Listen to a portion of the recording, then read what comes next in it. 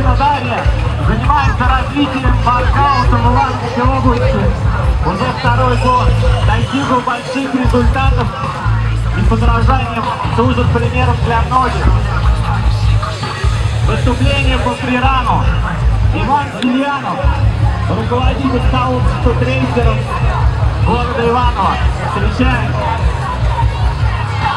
Следующий участник — Солдатов Евгений, неоднократный победитель всероссийских и межрегиональных соревнований по тренингу. Следующий участник — Павел Капитонов. Встречаем. Неоднократный победитель межрегиональных соревнований по фрирану и тренингу.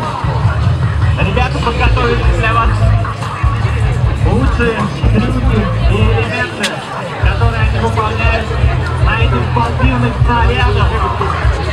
Передний вид, положу, силовые элементы.